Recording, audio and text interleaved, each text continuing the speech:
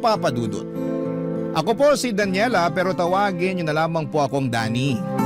Isa po akong private tutor at tuwing hindi ako nagtatrabaho ay pastime ko na po talagang makinig sa Barangay LS. Sa Facebook kung live at sa YouTube naman para sa mga replay. Tuwing nakikinig ako sa programa ninyo ay para akong nasa ibang dimensyon. Nawawala ang pagod ko lalo na kapag naririnig ko kayo, Papa Dudut. Actually, co-worker ko yung unang nag-introduce sa akin sa programa ninyo. Kasi siya rin dati ang laging nakikinig sa Barangay LS noong teacher pa ako sa isang eskwelahan. Hindi ko rin po pinalampas ang bawat episode ng show ninyo. Noong bata pa ako ay malinaw na sa akin na gusto ko talagang maging isang teacher. Laging akong natutuwa at nakakaramdam ng satisfaction kapag tinutulungan ko ang mga kapatid ko o kaibigan ko sa mga homework nila. Kaya noong nag-college na ako ay kumuha ako ng Bachelor of Science in Education major in English. Naalala ko pa natutol ang mga magulang ko kasi ang sabi nila ay mababa daw ang sahod ng teachers. Lalo na kung nagsisimula pa lamang. Pero pinaglaban ko talaga. At sa uli ay sinuportahan nila ako. Nang nakapagtapos na ako ay sobrang saya ko at sobrang proud ng mga magulang ko. Nung naglakad ako sa stage para tanggapin ang diploma ko. Hindi ko makakalimutan ang araw na yon. Pagkatapos ko makagraduate, naging private tutor muna ako ng ilang taon. At minahal ko ang pagiging tutor. Pero umabot na ako sa punto ng buhay ko na gusto ko na makapagturo sa isang classroom setting. Kaya naman nag-apply ako sa isang private school na 15 minutes lang ang layo mula sa bahay namin. Alam nating lahat kung gaano kahirap mag-commute sa Metro Manila. Kaya naisipan ko na mga panahon na yon na doon na lamang muna ako sa private school malapit sa amin mag-apply. Grabe ang saya ko noong natanggap ako. Hindi kalakihan ang sahod sa private school kumpara sa public school pero mas nangibabaw pa rin ang excitement ko na makapagturo. Kasi yun talaga ang passion ko. Alam ko na ito ang tamang landas para sa akin. Ang kasiyahan ko sa pagtuturo at ang impact na maiiwan ko sa mga estudyante. Yun ang pinakamahalaga para sa akin. Nung unang araw ko sa private school ay mainit ang pagtanggap sa akin ng principal at pagkatapos ng usapan namin ng principal, dumiretso na ako sa faculty room at doon ko rin nakilala ang kapwa teacher ko na si Mike Papadudut.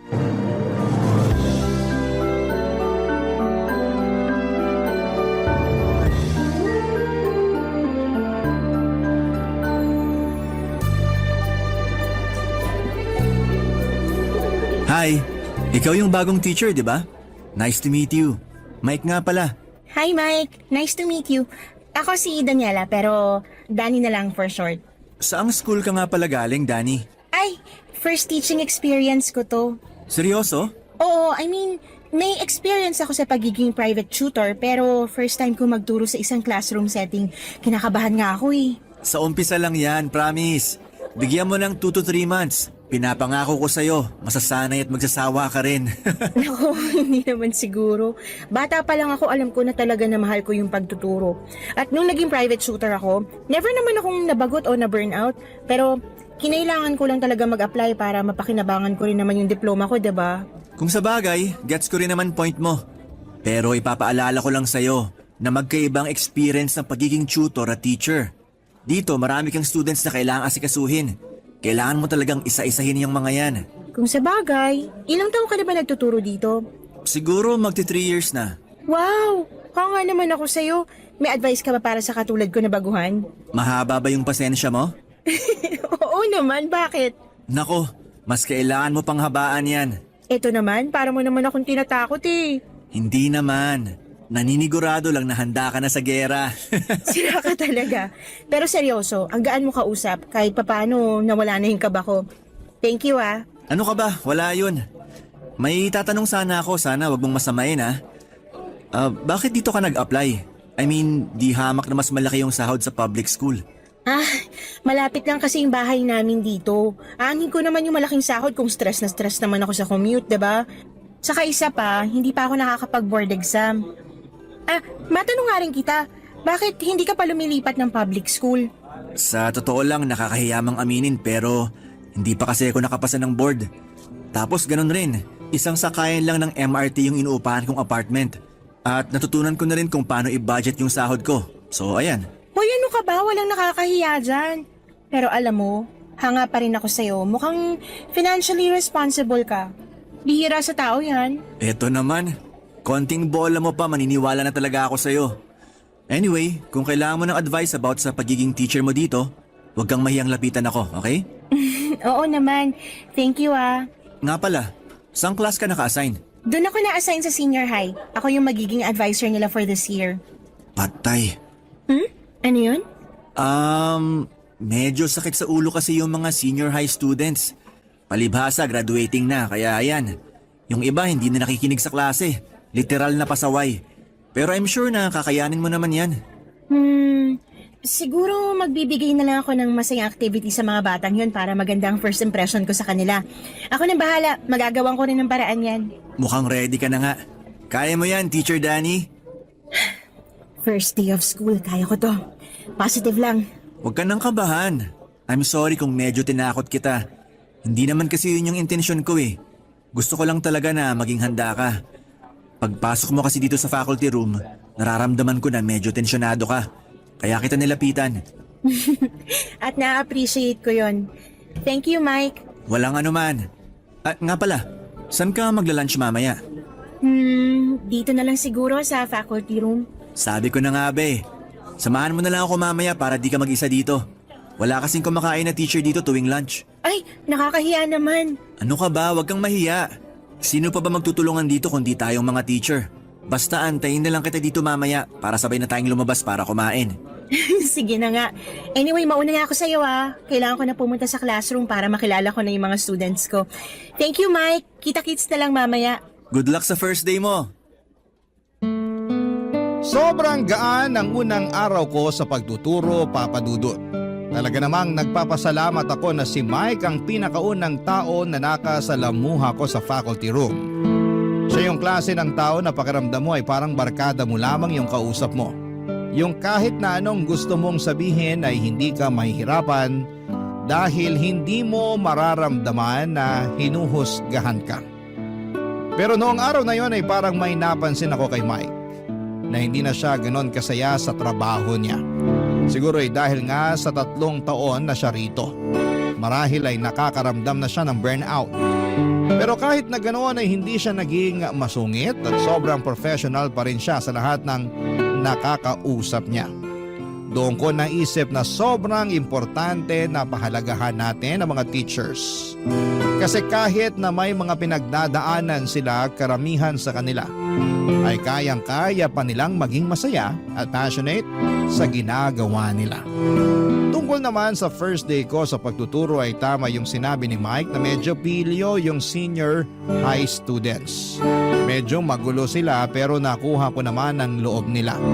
Naging approachable akong teacher at hindi ko naman pinipilit na magmukhang matigas o seryoso agad.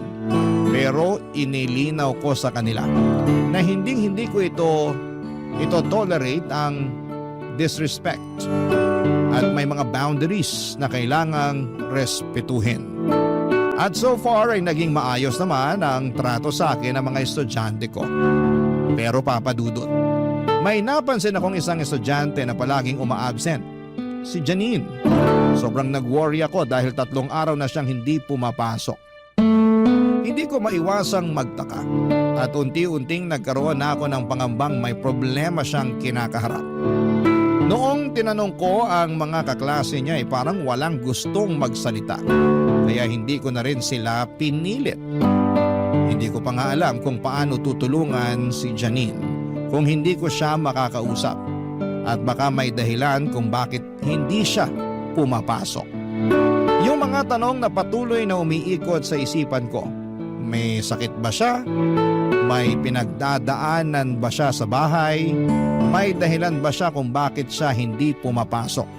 Ay patuloy na naging isang mabigat na alalahanin para sa akin bilang isang guro.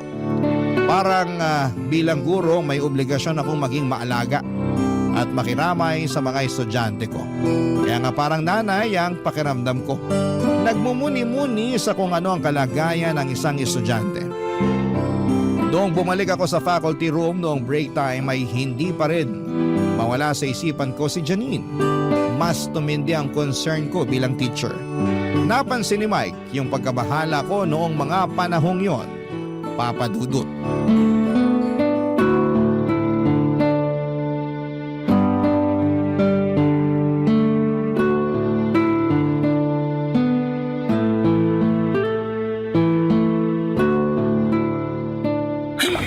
Laban lang. Uy, okay ka lang? Okay lang naman ako. Kaso, pakiramdam ko magkaka-sore throat na ako eh. Ang hirap pala mag-manage ng 24 students sa isang klase. Pero kamusta naman mga students mo? Eto, okay lang naman mga students ko. Pero may isa kasi akong student na magpo 4 days nang hindi pumapasok eh. Siguro oras na para kausapin ko yung principal tungkol sa student na yun. Nababahala na kasi ako eh. Baka may nangyari ng masama dun. Diyos ko po, sana wala naman. Mukhang alam ko na kung sino yung tinutukoy mo. Si Janine ba? Ay, paano man nalaman yan? First year at second year students lang naman ang mga tinuturuan mo ah. Naging student ko si Janine ng 2 taon. Matinding sakit sa ulo yung batang yan. Uy, teka lang. Baka pinag-iinitan mo lang itong mga senior high kasi naaasar ka sa pagiging pilyo nila ha. Naku Mike, lubayan mo nga mga estudyante ko. Hindi ako nagbibiro, Danny. Hindi mo pa nararanasan ang kamandag ng batang yon kasi hindi mo pa siya nakikita at nakikilala. Uy, sobra ka naman magsalita. Ang harsh naman yata ng judgment mo para pagsalitaan ng mga bata ng ganyan. Diyan ka nagkakamali. Wala na ginawa ang batang yon kung hindi pahirapan ng lahat ng tao na nasa paligid niya. Binabastos niya mga teachers niya ng harap-harapan. At may isang beses pa na nahuli ang umiinom ng alak kasamang barkada sa likod ng school during school hours. At minsan ko na rin nahuli yan na nag-cheat sa exam. Sinulat niya lahat ng answer sa hita niya. Tapos nung sinabihan ko siya na itaas niya ng konti yung palda niya, pinangalandakan niya sa buong classroom na manyak ako. Uy, totoo? Seryoso ka? Hindi lang yan. Gusto mo malaman kung bakit malakas ang loob ni Janine? At kung bakit hindi siya nabibigyan ng disciplinary action? Bakit? Nanay niya mismo yung principal. Kung ganun, siguro nga oras na para kausapin ko yung nanay niya. Danny, sa tingin mo ba hindi na namin ginawa yan? So ano nangyari? Huwag mo sabihin wala man lang kayo napala. Palaging pinagtatakpan ng nanay niya yung mga kabulastugan niya. Yung ibang teachers nagre-resign na lang kasi hindi na kinaya yung mga pinaggagawa ni Janine. Mike, kalokohan naman yata yan. Tayong nakakatanda dito, dapat tayong nagdidisiplina sa mga batang yan, lalong-lalo na kapag nasa loob ng campus. Madali lang sabihin yan. Pero karamihan sa mga teachers hindi na nag-aabala pa kasi hindi naman ganun kalaki yung sinasahod natin dito. Yung iba lumilipat na lang sa school na mas may magandang offer kaysa mas stress sila sa pangungunsinti ng principal sa anak niya. Hindi ko nga alam kung paano ko natagalan yung batang yun eh. Nagpapasalamat na lang ako nung nawala siya sa klase ko simula nung nag-3rd year siya. Teka lang, since kailan pa to? Simula nung 1st year pa lang siya, ganyan na talaga yan. Sandali lang. So sinasabi mo, matagal niya na tong ginagawa pero nakakapasa pa rin siya sa mga subjects niya? Isa yun sa mga dahilan kung bakit nagsisialisa ng mga teachers dito. Dahil pinagbabantaan ng principal ang mga teachers tuwing hindi niya nagugustuhan ang mga ginagawang pagsumbong ng mga teachers sa anak niya. Pinagbantaan ka rin ba niya? Oo. May isang beses na nahuli ko si Janine na gumagamit ng cellphone sa klase ko nung 1st year high school pa lang siya. Kinumpiska ko yung cellphone niya at sinabi ko sa kanya na makukuha niya cellphone niya pagkatapos ng klase. Tapos ayun, binato niya ako ng bag. Pumunta ako sa principal para i-recommend na isuspend si Janine ng ilang araw. Pero ang sabi ng principal, ayusin ko na lang daw yung trabaho ko kung ayaw ko masisante. Kaya pala parang walang pakialam yung mga kaklase niya kahit ilang araw na siyang absent. Tapos tuwing tinatanong ko sila tungkol kay Janine, hindi sila nagsasalita na parang iniiwasan na lang nila si Janine. 5 babae lang ang nakakatiis sa pag-uugali ni Janine at yun ay ang barkada niya. Pero sa tingin ko mababait naman ang mga batang yun. Si Janine lang naman tong bad influence sa kanila eh. Agree naman ako sa lahat ng sinabi mo. At sobrang malitong ginagawa ni Janine na paglabag sa school guidelines at yung ginagawang pangungunsinti ng nanay niya sa lahat ng ginagawa niya. Pero Mike, kailangan nating bigyan ng benefit of the doubt yung bata. Benefit of the doubt? Bakit naman? Kasi sa tingin ko, may pinagdadaanan yung bata Obvious naman na hindi siya natutulungan ng nanay niya sa mga pinagdadaanan niya kasi palala ng palala yung behavior niya eh. Danny, kung ako sa'yo, huwag ka nang makialam. May balak na rin akong umalis sa school na to kapag nakapasa na ako ng board exams. At kung ako sa'yo, mag-take ka na rin ng board exam para mas malaya tayong makakapili ng school na applyan. Hindi itong pinagtitiisan natin mga pag-uugali nila dahil wala tayong choice. Nagulat po ako sa lahat ng sinabi sa akin ni Mike noong mga panahong yon, Papa Dudut. Sobrang kinilabutan ako sa mga bagay na nangyayari sa school na hindi ko alam noon. At hindi ko inakala na may ganitong mga nangyayari sa paligid ko. Sa totoo lang ay parang ang layo sa normal na buhay estudyante ang mga kwento ni Mike tungkol kay Janine. Kaya't hindi ko maiwasang mag-alala at magtaka. Pero ang pinakamalakas na nangibabaw na nararamdaman ko ay ang lungkot at awa para kay Janine. Sa mga kwento pa lamang ni Mike ay ramdam ko na hindi siya lumaki sa isang ordinaryong pamilya. Parang may mga bigat siyang pinagdadaanan na hindi ko kayang lubos na maintindihan. At nararamdaman ko na hindi niya kayang iparating ang kanyang nararamdaman sa ibang tao. Yung mga hindi magandang ginagawa niya, para bang yon ang tanging paraan niya para maiparating kung gaano siya nasasaktan at kung gaano siya ka-frustrated sa mga nangyayari sa buhay niya. Para bang ang lahat ng ito ay mga signal ng kanyang pasakit na hindi marinig o maintindihan ng iba. Pagkatapos ng isang linggo, Papa Dudut, ay pumasok na rin si Janine sa klase ko. Halata na walang lumalapit o kumakausap sa kanya, maliban na lamang sa 5 kaibigan niya. Nung una ang pagkakataon kong makita si Janine ay parang hindi siya interesado sa lecture ko. At nung nagpa-quiz ako ay hindi siya nagpa-participate at inirapan niya lamang ako. Aaminin ko po na sobrang napikon ako sa batang yon.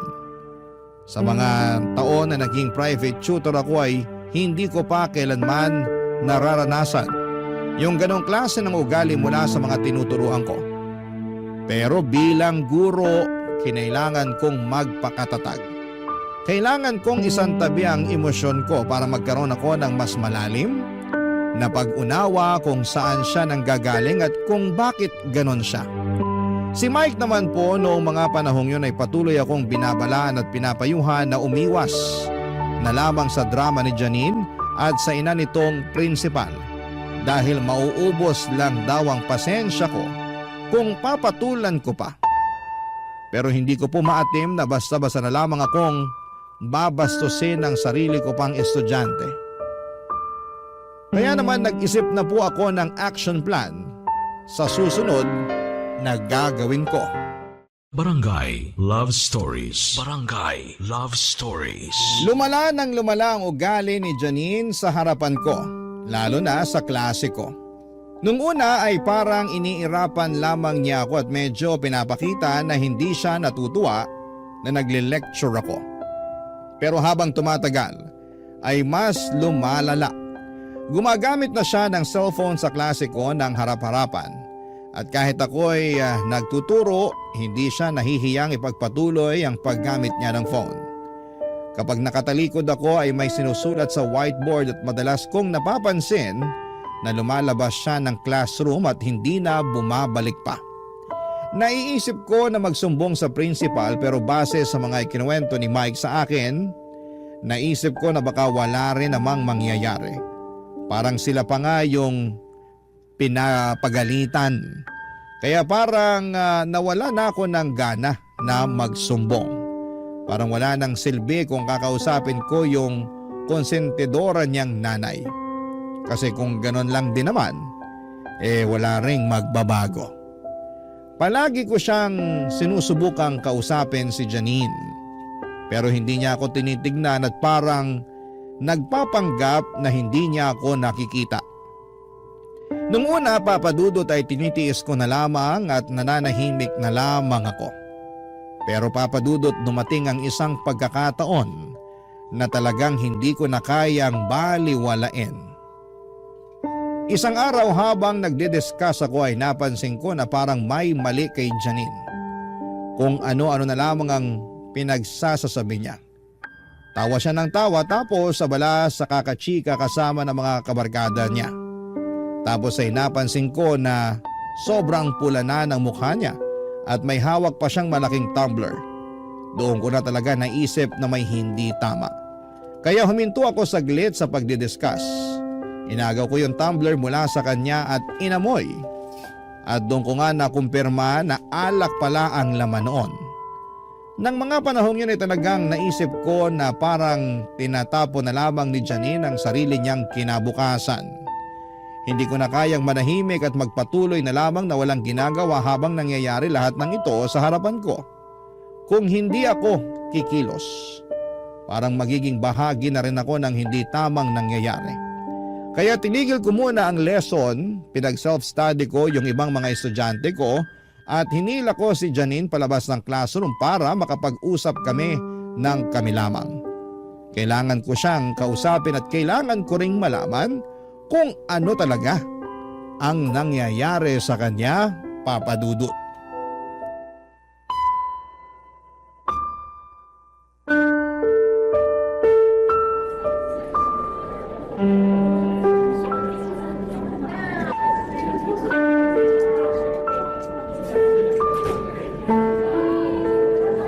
Ano ba? Bitihon mo nga ako. Umakahila ka naman. Aray! Hoy Janine, matagal na kitang pinagpapasensyahan at matagal akong nanahimik sa mga kawalang hiyaan na pinagagagawa mo sa klase ko. Pero ito, hindi ko na ito mapapalampas. Alam mo ba na pwedeng-pwede kitang ipasuspend sa ginawa mong pag-inom ng alak sa klase ko? At bakit? Anong gagawin mo? Isusumbong mo ako sa principal? Gusto mo tulungan pa kita? O eto, cellphone ko. Hanapin mo na lang sa contacts ko yung nakapangalan ng mommy. Senior high ka na, Janine. Isang taon na lang at gagraduate ka na. Yun na kung makakagraduate ka. Sa tingin mo ba may matatakbuhan ka pang mommy sa college kung sakali man na makapagtapos ka ng senior high? Pinagbabantaan mo ba ako na hindi ako makakapagtapos? Hoy Daniela, subukan mo lang talaga na ibagsak ako sa subject mo at sisiguraduhin ko na makikita mong hinahanap mo. Janine, yung bunganga mo! Amoy alak, I know. Janine, makinig ka sa akin, ha? Kung meron man dito ang gusto na makapagtapos ka, ako yon. Sa tingin mo ba hindi ako naaawa o nasasaktan para sa'yo tuwing naririnig ko yung mga sinasabi ng ibang teachers at students tungkol sa'yo? Ano bang alam mo sa buhay ko, ha? Wala kang alam at wala kang pakialam. Siguro nga. Pero isa lang ang alam ko. Hindi valid na reason yung nararamdaman mo para pahirapan at saktan mo yung mga taong nasa paligid mo. Kung gusto mo i-share mo sa akin yung nararamdaman mo, nandito lang ako para pakinggan ka. Pero kung ayaw mo magsalita, irerespeto ko yan. Gusto ko lang na maka-move on ka na sa phase ng buhay mo na to. Gusto ko na magbago ka na once nakatungtong ka na ng college. Pero, Janine, kailangan mo maintindihan na kailangan mong pagtrabahuhan ng maayos yung grades mo para makapasa at makagraduate ka. Sino ba may sabi sa'yo na gusto ko mag-college, ha? Napaka-assuming mo. Nanggigigil ako sa'yo, intrimitida. Kung hindi ka magka-college, anong gagawin mo? Magmumukmok at tutunganga ka na lang sa bahay ninyo?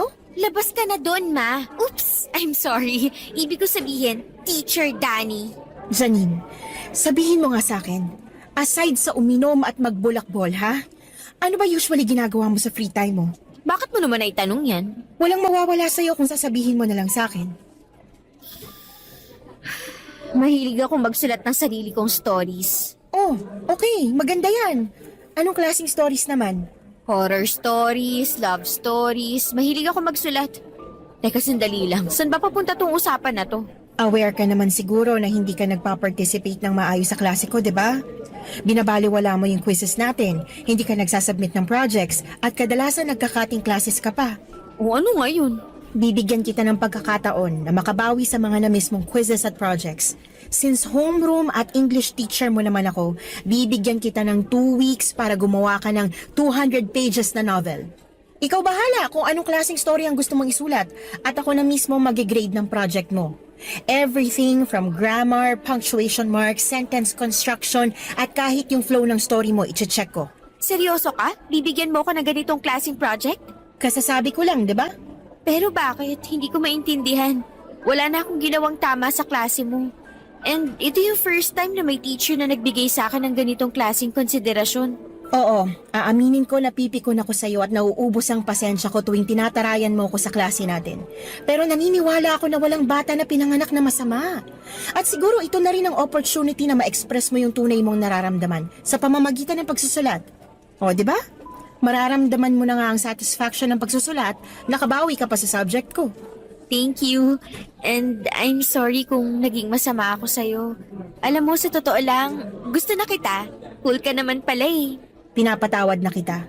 Basta wag ka nang pasaway sa klase ko, ha? Susubukan ko. Janine, Joke lang. Oo, promise. Good girl na ako simula ngayon. nga pala, kailan mo natuklasan na mahilig ka pala magsulat? Maaga kasi kaming iniwan ng tatay ko. Habang lumalaki ako, yung mommy ko naman halos walang time para sa akin. Umuwi na lang si mommy kapag matutulog na kasi sobrang busy ng trabaho niya bilang principal. So yun, gumagawa ako ng sarili kong kwento na kunwari nagkabalikan daw si na mommy and daddy or kunwari maayos ang relationship namin ni mommy. Parang ganun. So, ibig mo sabihin hindi kayo bati ng mami mo? Oo, matagal na. Alam mo, pwede mo kong kausapin after class. Willing ako makinig. Na-appreciate ko yun. Thank you, Teacher Danny. Siyempre naman. Pero sa ngayon, kailangan na natin bumalik ng classroom. Lapitan mo na lang ako pagkatapos ng klase mo, okay? Sige po. Halika na. Pagkatapos ng klase ay lumapit sa akin si Janine at tulad ng napagkasunduan namin, ikinuwento niya sa akin ang lahat ng nararamdaman at pinagdadaanan niya. At doon ko napagtanto ang mga bagay na hindi ko noon lubos na naisip. Napag-alaman ko na ang dahilan kung bakit parating pinagtatakpan ng principal si Janine ay dahil gusto niyang makabawi sa anak niya. Sobra siyang nagigilty dahil madalas ang tita pala ni Janine na nag-aalaga kay Janine noong bata pa siya. Habang ang nanay niyang principal ay laging abala sa trabaho. Dahil dito ay lumaki si Janine na malayo ang loob sa kanyang tunay na magulang. Kaya nagkaroon siya ng mga sama ng loob dito. Kaya noong nagkaroon ng pagkakataon ng nanay ni Janine na makasama ang anak niya sa iisang eskwelahan, halata na gagawin niya ang lahat upang makabawi sa anak. Kahit na alam niyang mali ang paraan niya ng pagbawi. Ngunit habang nag-uusap kami ni Janine ay nagkaroon ako ng mas malalim na pag-unawa sa sitwasyon ni Janine. Hindi ko lang siya nakita bilang isang estudyante kundi bilang isang batang may mga pinagdadaanan. Dahil sa pag-uusap namin na yon ay mas lalo pang gumaan ang loob ni Janine sa akin. Nawala yung dating malditang Janine at mas nakikinig na siya sa klase ko. Kinalaunan ay natapos din niya ang project na ipinagawa ko sa kanya at nakita ko kung gaano siya nagsikap. Sobrang nakakataba ng puso at nakaka-proud isipin sa mga simpleng hakbang ko bilang guro ay naging bahagi ako ng pagbabago ni Janine. Pero papadudot na guguluhan pa rin ako sa ginagawa ko noon. Tama ba na kinausap ko si Janine na parang isang kaibigan? Tama ba na pinakinggan ko ang kanyang mga personal na problema? Aaminin ko hanggang ngayon ay medyo mabigat pa rin ang kalooban ko. Dapat kasi ay may mga boundary sa pagitan ng guro at estudyante. Ngunit ng mga panahong yon, yun lang ang naisip ko na kailangan kong makialam sa buhay ni Janine upang mas maintindihan ko siya. Pero ngayon na-realize ko na mali yung sobra kang friendly sa students mo. I mean, hindi ko naman sinasabi na dapat ay sungitan mo sila pero gaya ng sabi ko ay mahalaga pa rin na may mga boundaries. Ilang linggo pagkatapos ng pangyayaring yon ay napansin ko si Janine na patuloy na nagtitext ng palihim habang nagdidiscuss ako. Sobra ko nadismaya kasi akala ko ay wala na yung Janine na pasaway. Dahil gusto ko talagang maging fair na teacher sa lahat. Hindi ko na pinalampas at kinonfiscate ko ang cellphone niya. Nagwala siya, nagdabog at lumabas pa ng classroom.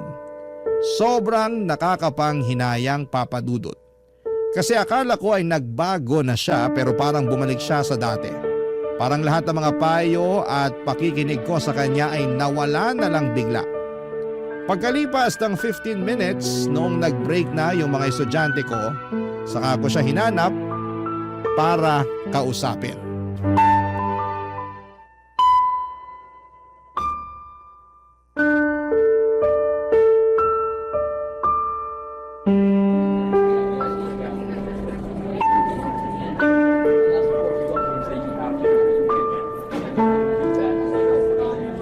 Janine?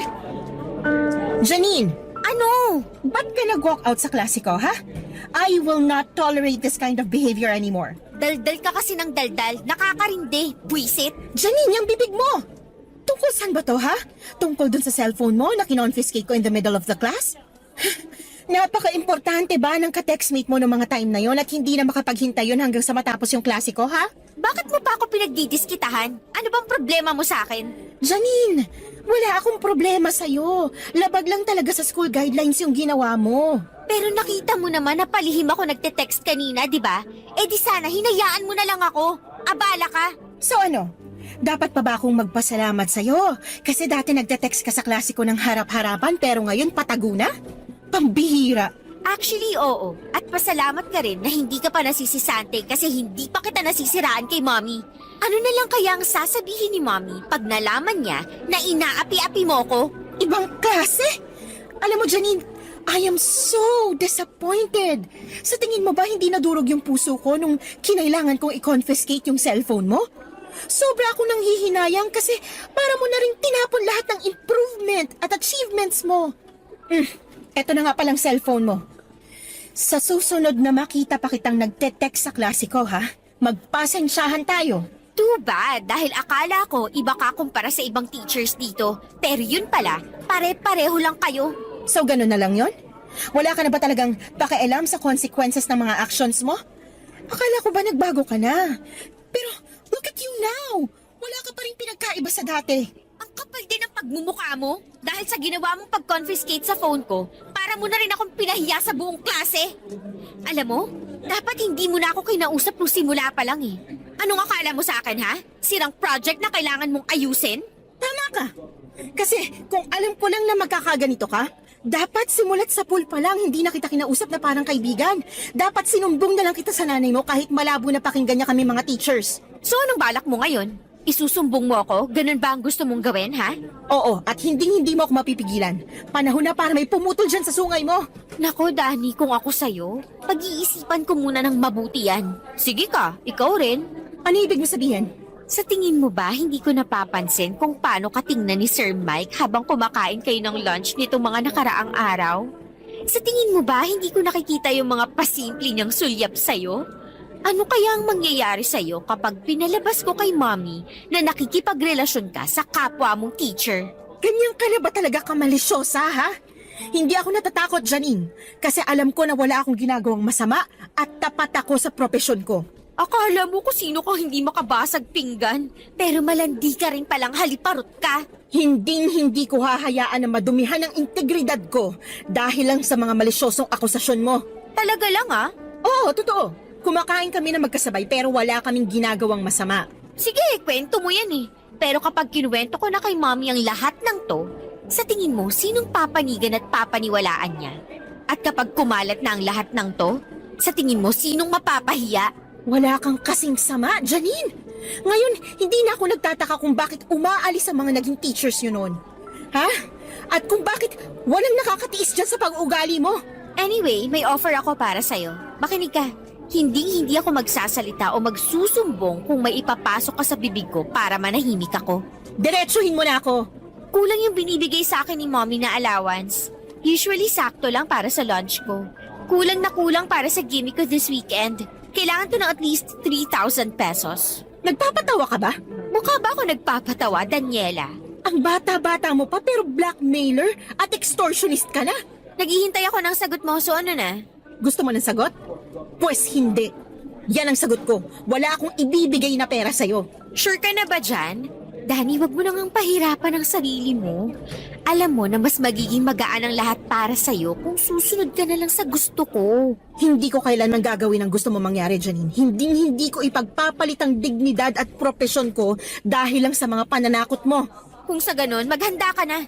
Rest in peace na lang sa career mo.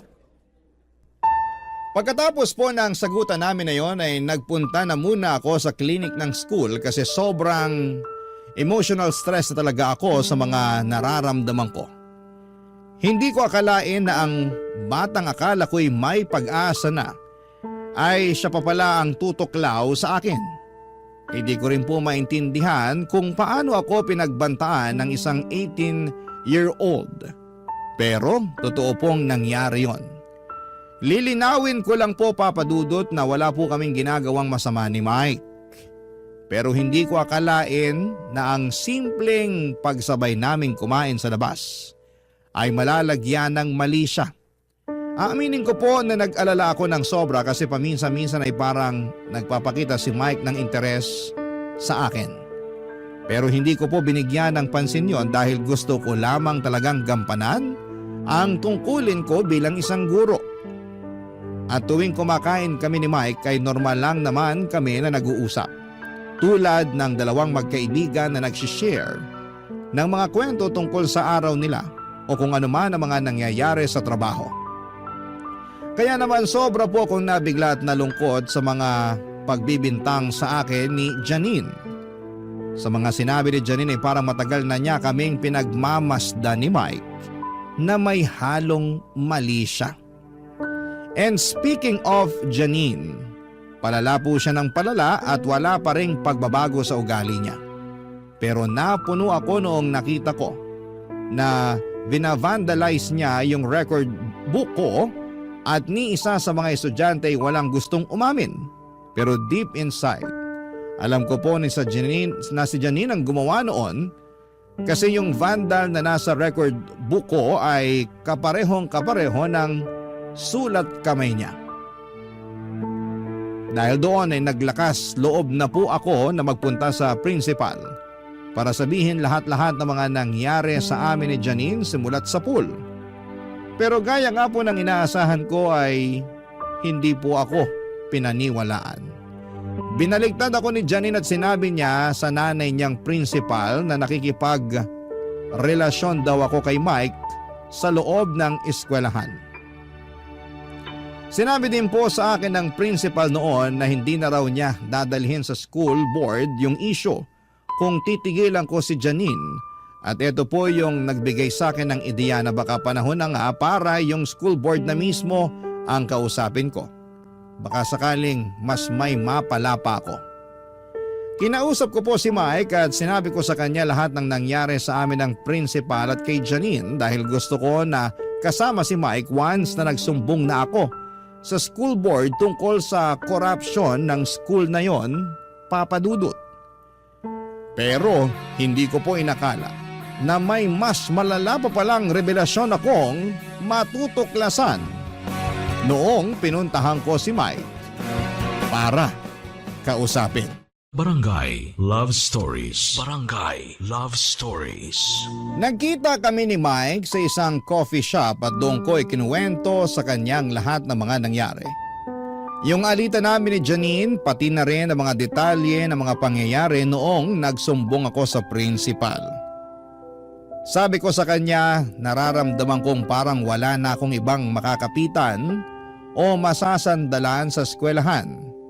Kaya't naisip ko na magtulungan kami para maayos ang sitwasyon.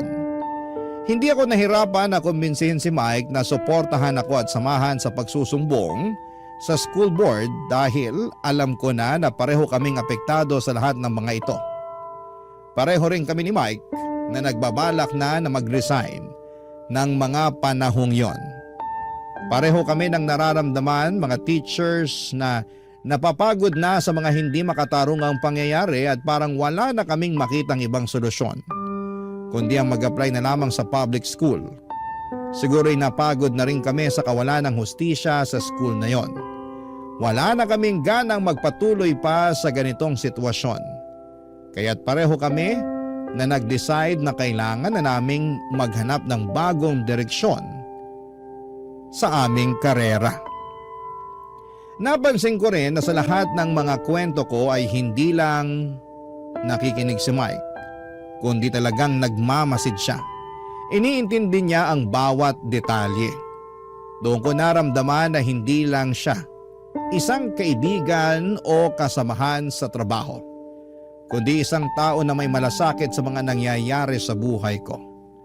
Isa sa mga hindi ko makakalimutan ay yung reaksyon ni Mike nang sinabi ko sa kanya yung nagbabanta sa akin si Janine at yung plano niyang palabasin na may relasyon kami ni Mike.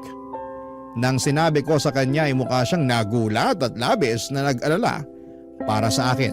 Tapos sabay sinabi ni Mike sa akin na may natatanggap din siyang mga kakaibang mensahe sa Facebook. Mga mensahe tulad ng magsama kayo ng kabit mo at lubayan mo yan kung ayaw mong may masamang mangyari sa'yo. Kinilabutan ako, Papa Dudut, kasi parang may koneksyon yung mga messages na yon sa akin. Yung tono ng mga mensahe kay Mike ay parang tugma sa tono ni Janine noong sinabi niyang may relasyon daw kami ni Mike. Hindi naman kami taga-NBI kaya hindi namin alam kung sino talaga ang nagpapadala ng mga mensaheng yon at kitang-kita namang poster account yung ginagamit. Pero nang magpatuloy ang usapan namin ni Mike ay nagsimula na kaming mag-backtrack at mag-brainstorming, Papa Dudut.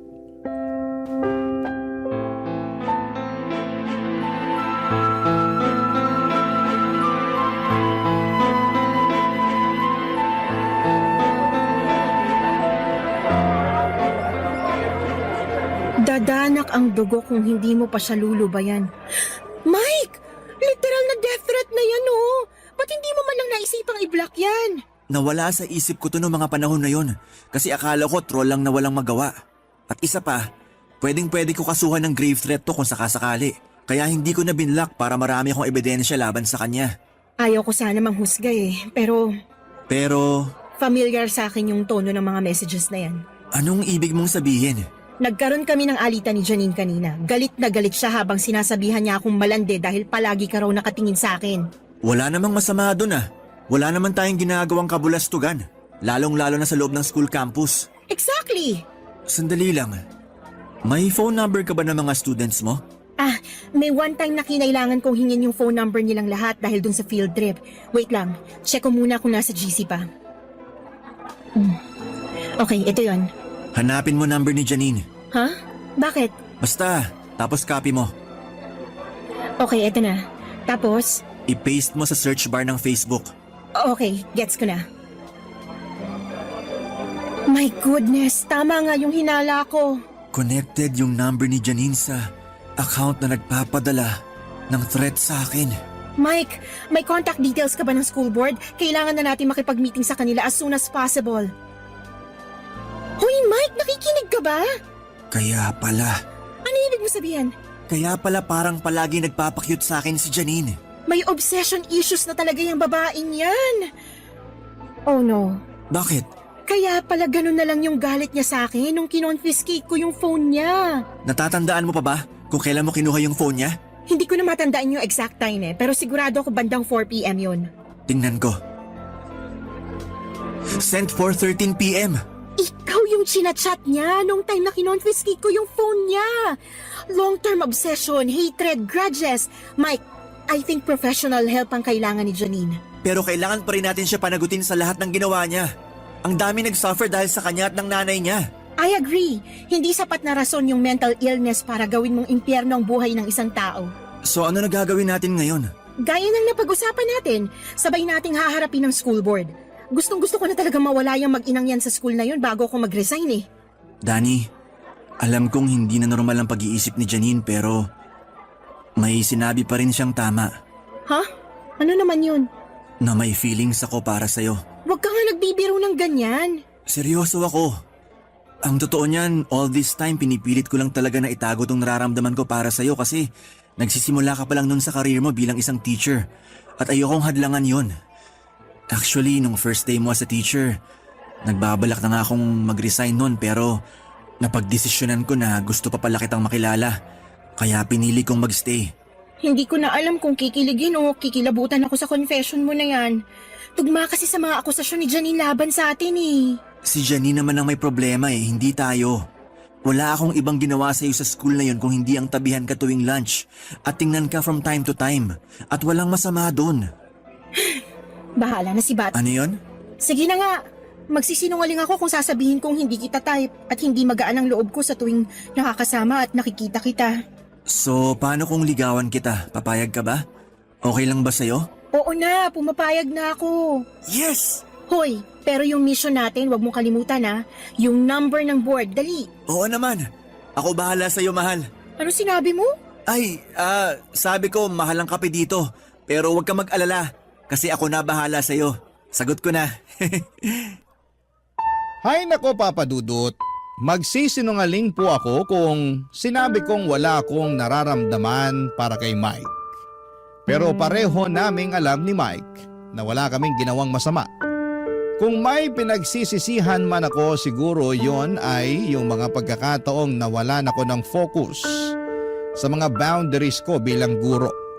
At ginawa ko yon para lamang ma-accommodate ang nararamdaman ni Janine. Na-realize ko na napakahalaga na tinitingala ka ng mga estudyante mo, na may respeto at honor sila para sa iyo, hindi lang bilang isang guro kundi bilang isang profesional. Yung moment na yon na hindi ko pinanatili ang boundaries ko ay napansin ko na naging sanhi siya ng mga hindi inaasahang epekto, kaya natutunan ko na talaga kung gaano kahalaga ang maging consistent at matibay sa prinsipyo bilang isang guro. Anyway, natuloy din ang meeting namin kasama ang school board at sa wakas ay natuldukan na rin lahat ng injustices na nangyayari sa eskwelahan na yon. Napatunayan namin ni Mike na matagal nang naghahasik ng lagim ang mag-ina sa eskwelahan at nakumbinsi namin ang board sa katotohanan ng aming mga testimonya. Talaga namang nagpapasalamat kami sa lahat ng mga naging partisipante sa board. Kasi sa kabila ng mga kalituhan at problema, napagtagumpayan din namin na ipaglaban ang tama at makuha ang hustisya. Masaya kami ni Mike na naayos na rin ang mga bagay at sa wakas ay natuldukan na ang mga maling nangyari. Pagkatapos ng hearing namin sa school board ay narinig namin ni Mike na nagtatalo si Janine at ang nanay niya sa likod ng campus. Ang narinig namin ay sinisisi ng nanay ni Janine ang sarili niya dahil sa mga pinairal niyang pangungonsinti sa anak niya. Tapos si Janine hindi pinalampas at sinabihan niyang wala daw kwenta lahat ng ginawa ng nanay niya. Papa Dudut, pareho kaming nagulat at nalungkot ni Mike kasi kahit sila na lang dalawa ay hindi pa rin nila maayos ang relasyon nila. Sa totoo lang ay pwede namin kasuhan si Janine ng grave threat kasi 18 years old na siya at pasok na sa kasong yon mula sa mga mensahe na sinend niya kay Mike noon. Pero dahil tapos na ang appeal namin sa school board, nag-decide na lamang kami ni Mike na mag-move on na.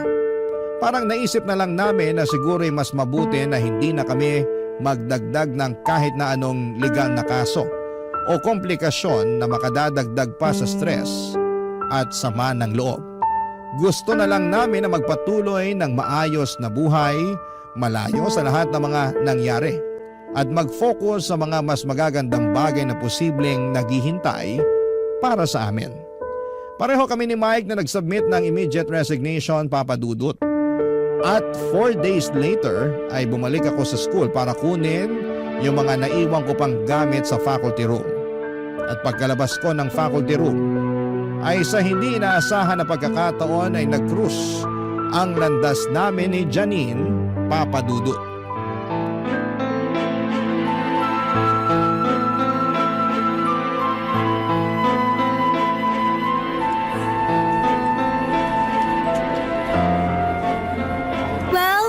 Well, tingnan mo nga naman. Janine, tapos ng responsibilidad ko sa'yo bilang teacher mo. Aalis na ako at wala ako sa mood para makipag-usap o makipag-away sa'yo. Congrats nga pala, nakuha mo na ang gusto mo. Nilalayuan na ako ng barkada ko na parang may nakakahawa akong sakit at sirang-sira na rin kami ng mommy ko. Tinanggal na si mommy bilang principal at na-expel na rin ako. Nandito na lang ako para kunin yung mga natitira kong gamit sa locker. So ano, masaya ka na ba? Ha? Magsalita ka! Janine, Alam mo mismo sa sarili mo na umpisa pa lang, hindi ito ang ginusto kong mangyari sa'yo. Hindi ako nagkulang sa'yo bilang teacher mo. Plastic ka, sinira mong buhay ko. Tigilan mo ako.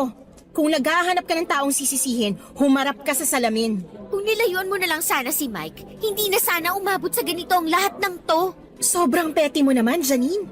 For your information lang ha, kinasusuklaman ka ng lalaking kinababaliwan mo. Pagkatapos mo ba naman siyang tagtarin ng death threats gamit ang isang fake account? And for what? Dahil sa walang kwenta mong insecurity sa akin at yung mga akusasyon at spekulasyon mo na wala namang basihan. Akusasyon? Walang basihan? Paano mo nasasabi yan? Eh kayo na nga, di ba? Ahas ka lang talaga. Isa kang malaking sawa. Naturingan ka pa namang teacher, hayop ka. Ayan!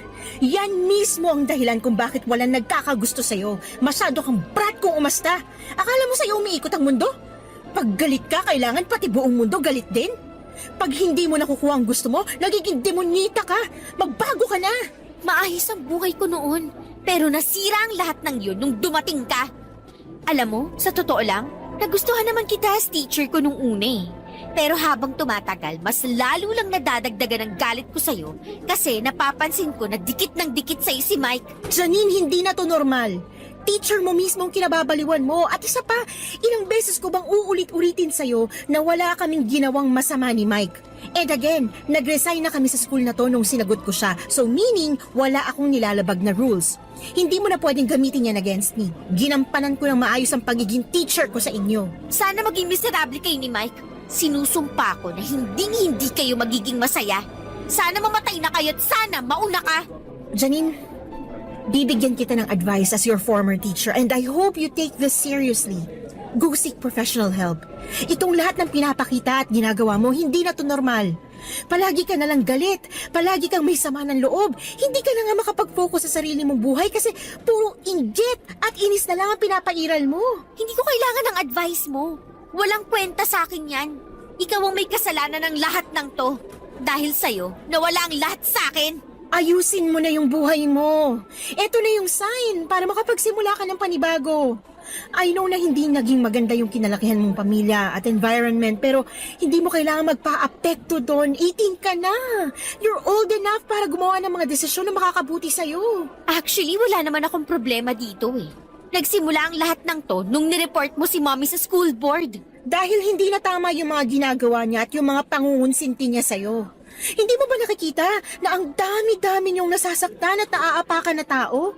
Kung kinaya at natiis ng ibang teachers yung baluktot niyang pamamalakad, pues ibahin mo ko. Nung nadiskubre namin ni Mike na ikaw yung nagpapadala sa kanya ng death threats, mas lalo lang lumakas ang loob ko para i-report ang lahat ng to. Alam mo, dapat ikaw na lang dinetret ko eh. Pero hindi ko ginawa kasi akala ko nung una na iba ka sa kanila. That's confession to a crime, Janine. Nare-realize mo ba kung gaano katindi at kabigat tong ginawa mo? Kung sa ibang tao mo to ginawa, malamang pinakulong ka na. Mabuti na lang at naawa pa kami ni Mike sa'yo. So anong gusto mong sabihin ko? Thank you? Magpapasalamat lang ako sa'yo pag nahawakan mo na ang magkabilang dulo ng rainbow. Manigas ka! Ang gusto ko, makita ko man lang na may konting bahid ng pagsisisi dyan sa mukha mo. Pero wala eh. Umaasa ka sa wala. Kung may pinagsisisihan man ako, yun ay yung nagtiwala ako sa'yo. At kung may pinagsisisihan man ako, yun ay yung umasa ako na magbabago ka pa. Binigyan kita ng benefit of the doubt, pero hindi ibig sabihin no na kukonsinti ko na lahat ng mga maling ginagawa mo. Kung wala ni isa sa mga teacher mo dati ang naglakas loob na putulin yung sungay mo, pues ibahin mo ko. At least, sa ginawa kong pagsumbong sa board, parang naputol ko na rin yung kalahati ng sungay mo. Sabi ko na nga ba eh. I bet tuwang-tuwa ka nung in-announce ng board na masisibak na kami ni Mommy dito sa school. Ang lungkot-lungkot mo naman. Alam mo kung ano yung totoong nakakalungkot? Yung tinutulak mong palayo, yung nag-iisang tao na handa at willing ka sanang tulungan. Goodbye, Janine. Sana magbago ka na.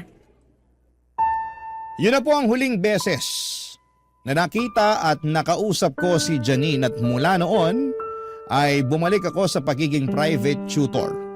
At si Mike naman ay nagtrabaho bilang supervisor sa isang call center. Mabuti na lamang po at meron pa akong contact sa mga magulang at estudyante ko noon kaya't hindi ako nahirapan na makabalik sa pagiging tutor. Habang nagtatrabaho as private tutor ay nagtake po ako ng LET o o board exam para sa mga teachers. Kahit po hindi ako nag-enroll sa review center at nag-self-study lamang ako ay laking tuwa ko nang pumasa ako sa aking unang attempt. Ngunit sa kasamaang palad ay hindi po nakapasa si Mike. Pero dinamayan ko pa rin siya sa kabila ng kabiguan. Bago ko po makalimutan ay hindi po pala tumigil si Mike sa panliligaw sa akin. Matapos ang isang taon, noong sa tingin ko ay pareho na kaming magkakilala, ay sinagot ko na nga po siya. Naging magaan ang lahat tuwing nakakasama ko siya, Papa Dudut. Hindi siya nagbago at yun po siguro ang dahilan kung bakit lalo ko siyang minahal. Isang taon matapos ko pong makapasa sa board exam ay nag-decide si Mike na mag-take ulit ng board exam at sa kabutihang palad, siya po ay nakapasa na rin sa wakas. Noong lumabas ang resulta ng board exam ni Mike noong December ay sobrang saya namin.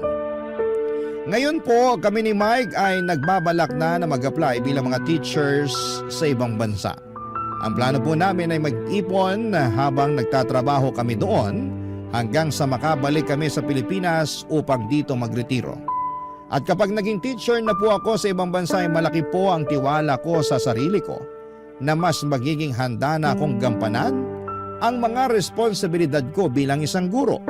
Dahil sa mga naging karanasan ko ay nakakasiguro ako na mas magagampanan ko ng maayos ang aking tungkulin. Nais ko rin pong magbigay pansin sa mga guro sa ating lipunan. Maraming tao ang hindi nakakaalam na ang mga guro ay may mga pinagdadaanan din at may mga pagkakataon na sila ay biktima rin ng bullying at paghihirap. Kaya po napakahalaga na maglaan tayo ng oras upang alamin ang kalagayan ng mga guro natin. Dahil sila po ay may malaking papel sa pagpapalaki at paghubog ng ating mga kabataan. Oo nga pala, Papa Dudo, tungkol naman kay Janine ay hindi ko na po siya nakita ever since. Pero may isang pagkakataon po na sinearch ko po siya sa Facebook dahil na curious ako sa kalagayan niya at doon ko po nalaman na hindi siya nakapagtapos ng pag-aaral at may anak na siya. Hindi ko po alam kung ano ang nangyari sa buhay ng batang yon, ngunit taimtim ko pong ipinagdarasal na sana'y magkaroon siya ng bagong pagkakataon na matutunan niyang itama ang mga pagkakamali niya. Papa Dudut, maraming salamat po sa inyong oras at sa pagkakataong may bahagi ko sa inyo ang aking kwento. Makakaasa po kayo na araw-araw pa rin po akong makikinig at manonood sa inyong show. Ang inyong forever kapuso at kabarangay, Danny. Dear Papa Dudut, ang pagiging makulit at matigas na ulo ng isang tao ay nagsisimula sa kanyang kabataan. Habang nagkakaedad, ang tao ay nababawasan ng kakulitan at katigasan ng kanyang ulo dahil nagmamature siya. Minsan ay meron ding hindi nababawasan kahit na matanda na. At kapag tumungtong na ang tao sa mga edad na papalapit na sila sa kanilang retirement, ay bumabalik ang pagiging makulit nila, pati na rin ang katigasan ng kanilang ulo. Madalas natin yon maengkwentro sa mga lolo at lola natin o di kaya sa ating mga nanay at tatay at naranasan ko rin yon sa sarili kong ina. Bago ko ipagpatuloy ang pagkukwento ay gusto ko munang bumati ng magandang tanghali mga kabarangay na katulad ko'y palaging nakikinig sa Barangay Love Stories. Tawagin niyo na lamang po ako sa pangalang Lexer. 30 years old, taga Cubao at nagtatrabaho bilang internal auditor sa isang private company sa Pasig. Nangyari ang kwento ko taong 2024. Malit lang ang pamilya namin ng mama ko, bali 2 lamang kami ng kapatid kong babae na anak nila ng tatay naming iniwan kami noong araw para sumama sa ibang babae. Simula noon, kaming 3 na ang naging magkakasangga sa buhay.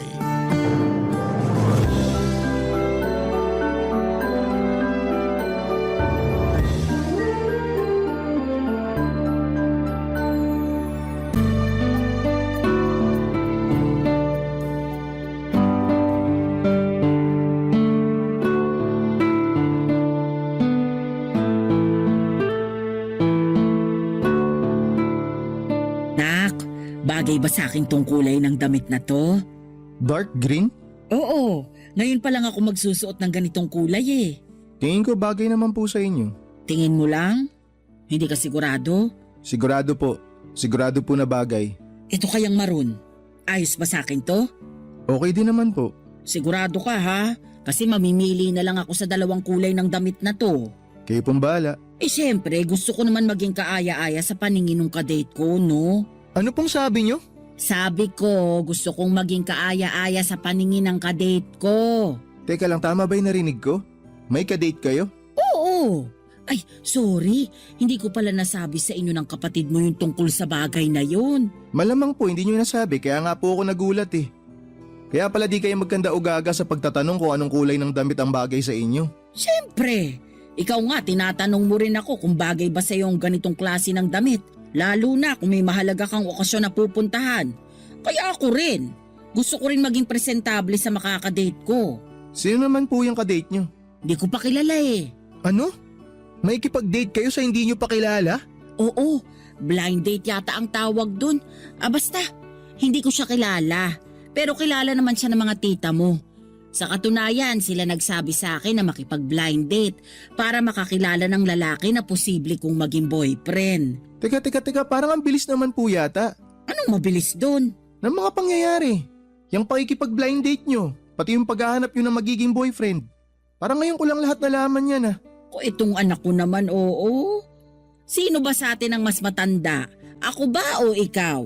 29 years old pa lang po ako, kayo 53 na. O ako pala ang mas matanda. Pero bakit parang ikaw ang nag-uulyanin dyan? Anong nag-uulyanin sinasabi nyo? Ano ibig nyo sabihin? Sinabi ko na kaya sa'yo no na gusto ko ulit magka-boyfriend. Siyempre! Tagal ko na rin na bakante simula nung iwan tayo ng dumuho mong tatay matapos niyang sumama sa ibang babae. Sa lagay, siya lang ang may karapatang sumaya sa piling ng iba. Hindi ko na maalala na sinabi nyo sa akin yan noon. Baka masyado akong occupied nung sinabi nyo yan. Pwede. Para kang ang lutang kausap nun eh. Grabe naman po sa lutang. Totoo naman. Ay, sige na nga po pero mag-iingat kayo ah. Saan? Doon sa blind date? Opo. Oo naman. Saka huwag ka mag-alala kasi kasama ko naman ang tita mo doon. Doon sila pupwesto sa malayo. Sina tita talaga may pakana ng mga to eh no. Huwag mo na silang anuhin. Gusto lang naman nila akong hanapan ng makakasama sa buhay. Nagsimula kasi yun nung nakita-kita kami sa labas. Tapos tinanong nila ako kung gusto ko pa raw magpaligaw o mag-boyfriend. Lalo ngayon natapos ko naman daw kayong pag-aralin ng kapatid mo. Napaisip ako tapos sabi ko gusto ko naman. Kaso dahil taong bahay lang ako, wala naman akong nakikilalang mga lalaki. Ayoko namang makipag-usap sa Facebook kasi maraming scammer. Baka perahan lang ako, no? Tama naman po yun. Maganda na yung nag-iingat kayo. Kaya nga hinayaan ko na lang yung mga tita mo nung sinabi nila na sila na ang bahala. Basta wag lang kayo magpapabuntis ah. Hindi mangyayari yun. Kasi wala na akong matres. Di ba nga naoperahan ako nung pinanganak ko yung kapatid mong bunso? Ay, oo nga pala. O ikaw talaga. O basta, ako excited lang. Pakiramdam ko bumalik ako sa panahong dalaga pa ako. Kahit naman 53 years old na ako, may asim pa ako, no? Mga padudot, gaya ng sinabi ko ay iniwan na kami ng tatay namin noong araw matapos niyang mambabae. Ni anino niya ay hindi na nagparamdam sa amin kaya naman hindi ko ikakaila na mayroon akong hinanakit sa kanya. At sigurado akong masusumbatan ko siya ng husto kapag nagpakita pa siya sa amin. Sa batang gulang ko noong 15 anyos ako ay ako na yata ang tumatayong tatay sa pamilya namin. At nung tumungtong na ako sa kolehiyo ay pinangako ko sa sarili ko na itataguyod ko ang mama ko at kapatid ko pagdating ng araw na makapagtrabaho na ako. Kaya ngayon ang ginawa ko simula noong nakagraduate ako.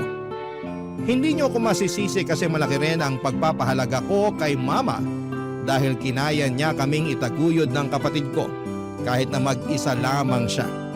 Sa totoo lang ay hindi ko na mabilang kung ilang trabaho ang pinasok niya para lamang mapag-aral kami at magkaroon ng pambili ng pagkain namin. Idagdag niyo pa yung bayarin niya sa bills at bahay na nirerenta namin noong araw. Kaya nga pinagsikapan ko talaga noon na makapagpundar ng sarili naming bahay kahit na maliit lang. Ang mahalaga ay hindi na namin iisipin kung saan kukuha ng pambayad sa renta buwan-buwan. Fast forward, naging open sa akin ang mama ko na gusto ulit niyang pumasok sa pakikipagrelasyon. Noong una hindi ko yun naintindihan kaagad dahil bakit kung kailan na siya nagkaedad ay saka naman siya naghanap ng panibagong pag-ibig. Pero hinayaan ko na lamang siya sa gusto niyang mangyari kasi may ugali ang mama ko na kapag gusto niya ang isang bagay ay ginagawa niya talaga. Hanggang sa isang gabi ay mayroong nangyari na hindi ko inaasahan, Papa Dudut.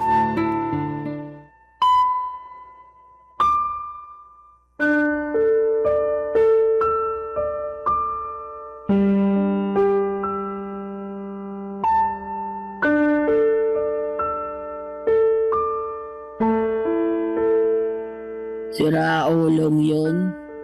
Matapos akong matikman ng ilang beses, bigla na lang akong iniwan sa ere. Sandali. Anong matikman ang sinasabi niyo dyan? Ito namang anak ko. Alam mo na yon. Man naman, bakit nagpagalaw kayo sa lalaking yun? Kayo na ba? Ay, oo naman. Naging kami rin naman, syempre. Walagay mo sa akin. Makikipag-ano sa hindi ko boyfriend? Isa ka, di ba? Ginagawa naman talaga yun ng magkarelasyon. Kaso lang, ayun, naghanap ng ibang mo kung hindi pala ako type. Nalaman ko na lang na ang gusto ay yung mas mataba saka mas malaki ang balakang. Kaya eto, niniwan na lang niya ako bigla. Ay, parang ang bilis naman po ng mga pangyayari. Di ko alam na naging kayo na pala tapos ngayon malalaman ko na hiwalay na kayo. Saglit lang namang naging kami. Di ko na yata nasabi sa'yo kasi masyado kang busy sa trabaho. Saka masaya ako nun, ganado sa buhay. At laging maaliwalas ang gising ko sa umaga kasi nga kami na. Tapos gaganituhin niya lang ako. Iiwan at ipagpapalit sa ibang babae. Alam mo, sakit-sakit nun, anak. Alam ko po na masakit, kaya nga kung pwede gusto kong makita yung lalaki para masuntok ko sa mukha eh. Ayaw na nga niyang makipagkita sa akin. Di na rin niya kinakausap ang mga tita mo. Biglang naglaho na parang bula. Napakasira ulo naman pala nun. Di niyo ba siya kinilala ng mabuti nung nag-date kayo? Siyempre, kinilala kong mabuti. Pero masyado rin namang mabilis na naging kami. Katwiran ko. Patatagalin pa ba namin? Hindi naman na kami teenager. Kahit na. Siguro kung pinatagal niyo pa ng konti bago niyo sinagot yung lalaking yun, di mas nakilala niyo sana siya ng husto. Hindi ko na nga naisip yun. Kasi gusto ko na rin naman siya. Ay, man naman eh. Kita niyo nangyayari sa inyo ngayon. Iniwan niya kayo at pinagpalit sa iba. Huwag mo na ngang ulit-ulitin. Kita mong broken hearted na nga itong mama mo. O ano po bang pwede kong gawin? Wala. Saka alam ko naman sa sarili ko na hindi ko na mababago yung nangyari. Kasalanan ko rin naman eh. Siguro nga tama ka. Kung mas kinilala ko pa siya ng husto, malalaman ko kung anong intensyon niya sa akin. Sabi niyo nga hindi niyo na mababago yung nangyari. Tsaka sa tingin ko kasalanan naman talaga niya kasi mapaghanap siya. Di pa pala siya sigurado sa gusto niya sa isang babae tapos pumayag-payag siya na makipag-blind date sa inyo noon. Ang masahol pa, nagpakita siya ng interes sa inyo at niligawan kayo. Yung pala, may gusto lang siyang makuha. Tapos nung nakuha niya na, iniwan niya na kayo. May picture ba kayo ng lalaking yun? Ha? Meron, bakit? Patingin nga ako. Bakit? Tatandaan ko lang yung muka para kapag nakasalubong ko siya sa labas, papangahan ko talaga para magtanda. Ano ka ba naman? Mapapaaway ka pa sa gagawin mong yan eh. Wala akong pakialam, basta makaganti lang ako. Maiganti ko lang kayo. Hindi mo na kailangang gawin yan. Di naman kita pinalaking basagulero, anak. Saka sigurado ko na makakapag-move on din ako sa lalaking yon. Sigurado po ba kayo? Mukhang sariwa pa nga sa inyo yung nangyari. Tingnan nyo, nagpakalasing kayo ng ganyan. Tapos kanina, umatungal pa kayo ng iyak. Grabe ka naman sa umatungal. Totoo naman eh. Oo na. Sa anong magagawa ko? Ang sakit-sakit kaya. Pag naranasan mong iwanan at ipagpalit sa iba, yun yung sandali na maiintindihan mo yung sakit na nararamdaman ko. Pero sana wag mong maranasan, anak. Ayoko namang iwanan at saktan ka na magiging kapareha mo balang araw. Huwag niyo na po munang isipin yun. Matagal pa naman bago ako magka-girlfriend eh. Bakit naman? Ayaw mo pa ba? Eh wala pa po sa isip ko. Ayoko pa. Pero 29 years old ka na. Yung mga kaedad mo may isa o dalawang mga anak na. Sila po yun, hindi ako. Tsaka bakit naman sa akin napunta yung usapan? Di ba kayo yung broken hearted dito? Pinaalala mo na naman. Nakalimutan ko na nga eh. Ay, sorry po.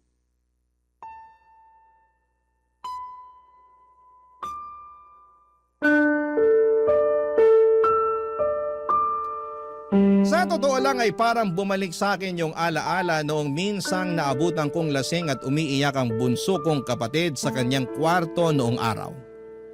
Kahit kasi anong gawin niyang pigil sa pag-iyak niya ay naririnig ko pa rin lalo at magkatabi lang naman ang mga kwarto namin.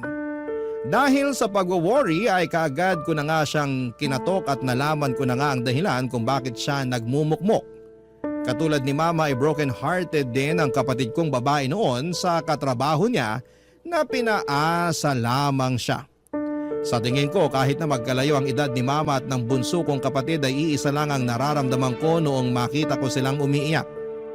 At yon ay walang iba kundi ang kalungkutan, galit at pagkainis sa mga lalaking nanakit sa dalawang babaeng pinoprotektahan ko ng husto na huwag masaktan. Pero alam ko naman sa sarili ko na kasama talaga sa pagmamahal ang masaktan ka. Kaya nga inalo ko na lamang si Mama ng gabing yon at pinaramdam sa kanya na hindi siya nag-iisa, Papa Dudut. Barangay Love Stories. Barangay Love Stories. Papa Dudut, hindi ko na masyadong matandaan kung umiiyak ba si Mama noong iniwan kami ni Papa noong araw na yon. Siguro oo, pero madalas ay patago para hindi namin makita ng kapatid ko. At ang natatandaan ko na lamang kasi ay yung masipag at porsigidong ina na lahat ay kinakaya para lamang maitaguyod kaming mga anak niya. Kaya nga ang sakit-sakit pala at nakakadurog ng puso na makitang umiiyak si Mama ng dahil sa lalaki na yon. Lumipas ang 2 linggo at napansin ko na hindi na nagmumukmok ang mama ko. Naisip ko na baka naka-move on na siya. At mabuti yon dahil para sa akin ay walang saysay ang sayangin niya. Ang kanyang luha sa lalaking saglit niya lamang nakilala. Kaya nga masayang masaya ako nang unti-unting bumalik ang dating sigla at gana ni Mama sa buhay, ngunit makaraan lamang ang ilang araw ay meron akong nalaman na siya palang totoong rason kung bakit masaya na naman siya. Papa Dudut.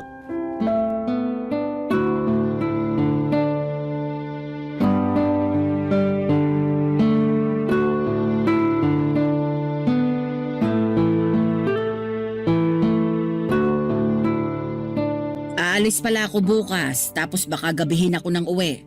Mag-iiwan na lang ako ng lutong pagkain para sa inyo ng kapatid mo. Ilalagay ko sa ref. Bale, initin nyo na lang sa microwave, no? Sige po ma, pero saan po ba kayo pupunta bukas?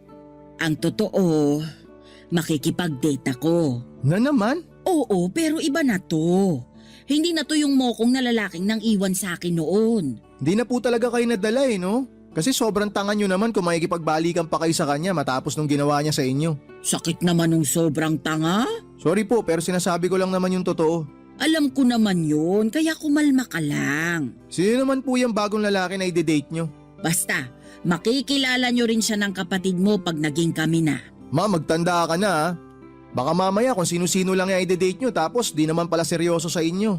Ilang linggo ko na rin naman to kausap, kaya alam ko na seryoso siya sa akin. Alam ba niya na may mga anak na kayo? Oo naman. Yun agad ang unang-unang sinabi ko. Eh siya ba may mga anak na? O dating kinakasama? Ha? Bakit bigla ka yatang nagka-interes sa kanya? Dati naman doon sa una ko, hindi mo masyadong inaalam yung detalye. Kaya nga ang naisip ko, alamin na ngayon para makasiguro ako na malinis ang intensyon niya sa inyo. Ayoko na maulit yung nangyari sa inyo dati. Saka na kasi hindi pa naman nagiging kami. Ayoko namang magbigay ng maraming detalye. Tapos di pala kami magiging okay, 'di ba? Man naman ayan na naman kayo. Alam ko namang ginagawa ko, anak. Matanda na ako, no? Alam ko naman po yun, pero nag-aalala lang ako sa inyo, sa kapakanan nyo. Naiintindihan ko, pero natuto na ako dun sa karanasan ko sa ex ko.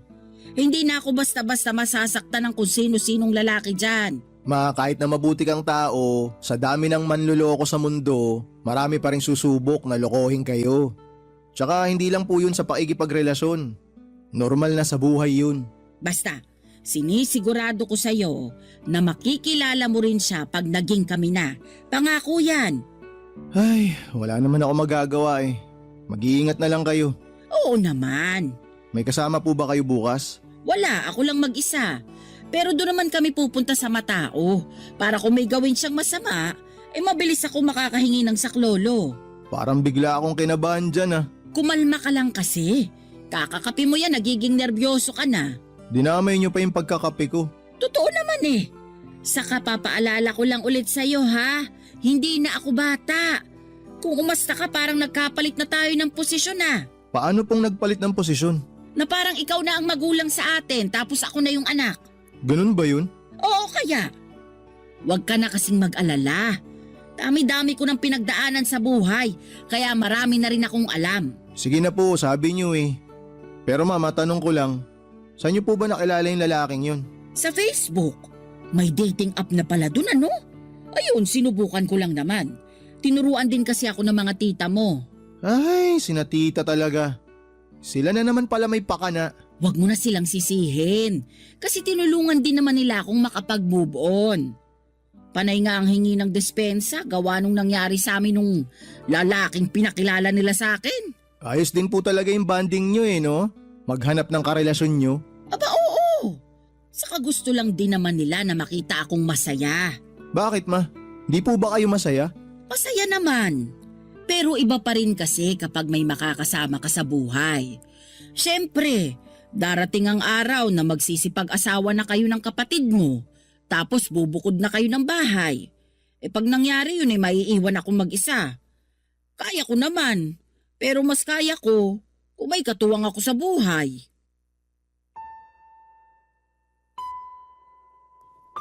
Papadudot, tama naman si Mama noong sinabi niya na mukhang nagkapalit na kami ng posisyon dahil parang ako na ang magulang sa aming dalawa.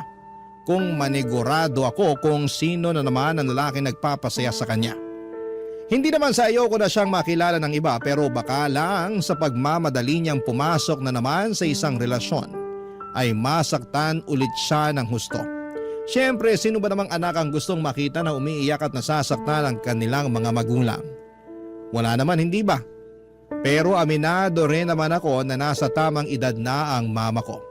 Hindi rin naman ako kontra sa pag-love life niya. Kung doon siya masaya, ay kaya ko namang maging masaya para sa kanya. Kaya nga hinayaan ko siya na makipagrelasyon ulit doon sa bagong lalaki na kinakausap niya. Basta ipakilala niya ito sa amin ng kapatid ko at nangyari ngayon noong maging sila. Kaso, laking gulat namin noong nalaman naming mas bata pala yon sa kanya ng ilang taon. 27 years old lamang ito samantalang 53 naman si Mama. Agad na umusok ang ilong ng bunso namin kasi masagwa raw tignan na mayroong boyfriend si Mama na kasing edad lamang niya. Pero pinakalma ko siya at sinabi na hanggat napapasaya nito si Mama ay wala namang problema. In short, sinuportahan ko sila sa abot ng aking makakaya kaso'y makaraan lamang ang 2 buwan. Ay nagulat ako nang may inamin si Mama Papadudot.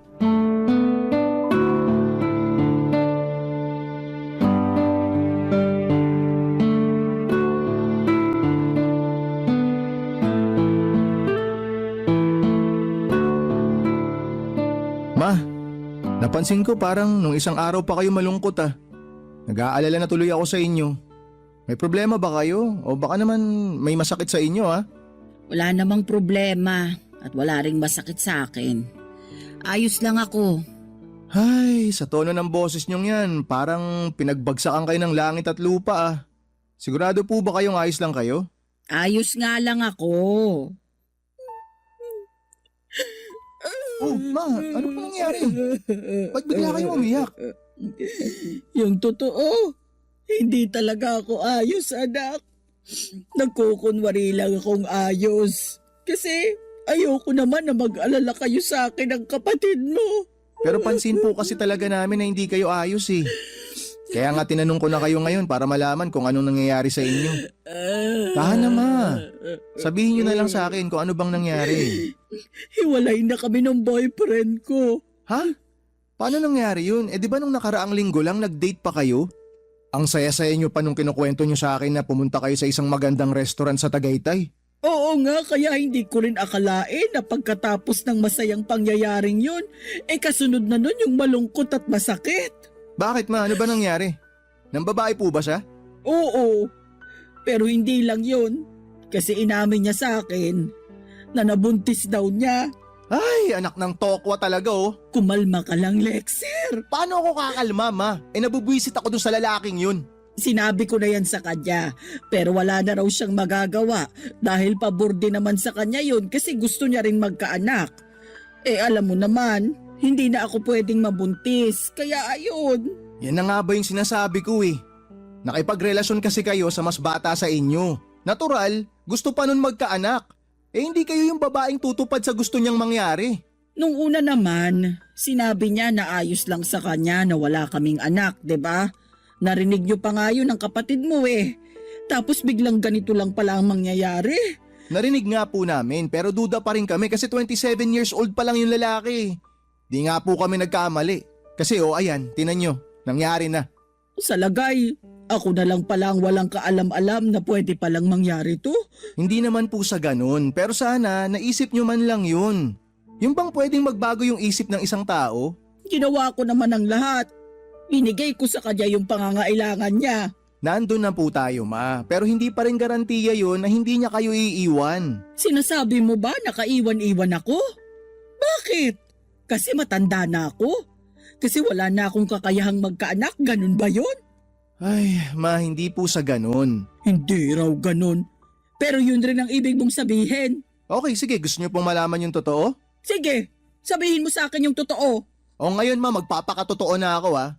Tama naman po kayo sa sinabi nyo na matanda na kayo para makipagrelasyon pa. Kaya bakit di nyo nalang tigilan yung paikipag-blind date nyo sa kung sino-sinong lalaki dyan para makapaghanap kayo na magmamahal sa inyo? Sobra ka naman sa sinasabi mo. Gusto nyo malaman yung totoo, di ba? O ayan, sinabi ko. Sa lagay, porke matanda na ako, wala na akong karapatang makipag-date. Hindi ko naman po kayo inaalisan ng karapatan na makipag-date. Tumututol ba kami ng kapatid ko? Hindi naman, di ba? Kaya lang, masyado kayong atat na pumasok sa panibagong relasyon na para bang mauubusan kayo ng lalaki sa mundo kapag wala kayong nakausap o nakilala. Hindi ko na siguro kasalanan kung lahat ng mga lalaking nakikilala ko at minahal ko manloloko at mangiiwan katulad ng tatay niyo. Kaya nga po matigilan nyo na yan para hindi na kayo masaktan ng husto.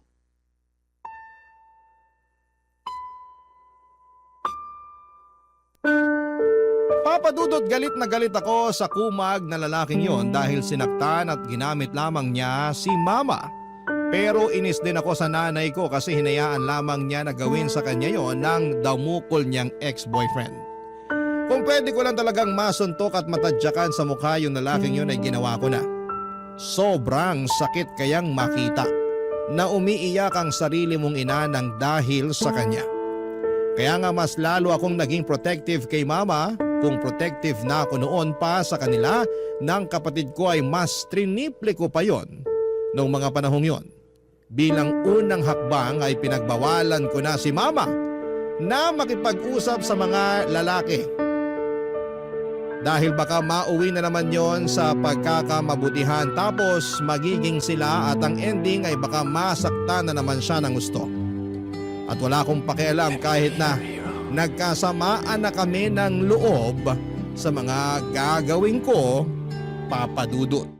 Barangay Love Stories. Barangay Love Stories.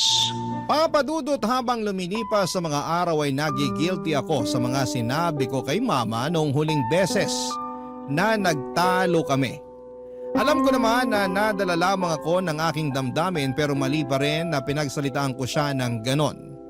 Nagkasamaan patuloy kami ng loob, bagay na bihira lang mangyari sa amin dahil nga mas pinipilit naming unawain ang isa't isa.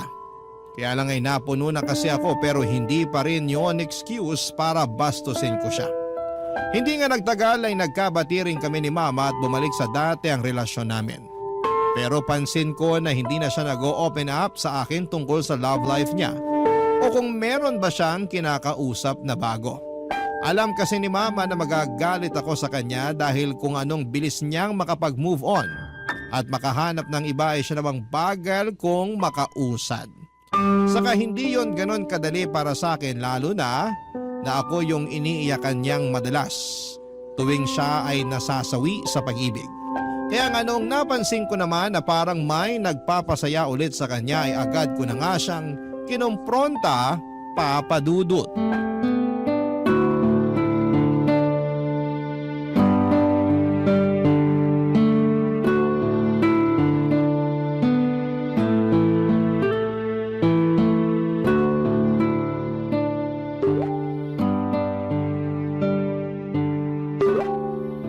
Maumamin nga kayo. Ha? Ano nga aminin ko? Sino yung kachat nyo? Kanina ko pa naririnig na tunog ng tunog yung cellphone nyo eh. Tapos nung tinignan ko kayo kanina, ang lapad ng ngiti nyo. Halos mapunit na nga yung labi nyo. Sobra ka naman sa mapunit yung labi. Sagutin nyo na lang po yung tanong ko. Sino yung kachat nyo?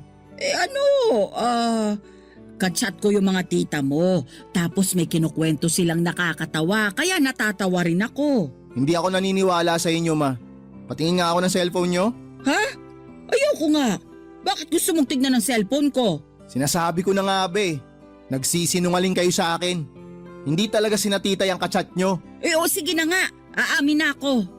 Oo. Hindi ko naman talaga kachat ang tita mo. Kasi may iba akong kachat. O sino nga yan? Ay wala ka ng pakialam doon ano? Huhulaan ko ah. Bagong lalaki nyo yan no? Ano bang pakialam mo kung oo? Hindi na po ba talaga kayo natuto? Di ba nung nakaraan lang, 2 beses na kayong iniwan at sinaktan? Tapos ngayon meron na naman kayong kinakausap na bago? Ano ba naman yan, ma? Iba naman tong kausap ko dun sa 2 nanakit at nang iwan sa akin ano? Saka nag-uusap pa lang naman kami. Ibig sabihin, kinikilala ko pa siya ng husto bago ko siya papasukin sa buhay ko. Ang usapan natin, titigilan nyo na yung paikipag-usap sa kung sino-sinong lalaki. Usapan natin? Wala akong matandaan na pumayag ako sa usapang yan. Baka sinabi mo lang kasi gusto mo akong pagbawalan na makipag-usap at makipagkilala sa iba. Ano naman kung gusto ko kayong pagbawalan? Masama ba yun? Para sa inyo rin naman yung ginagawa ko?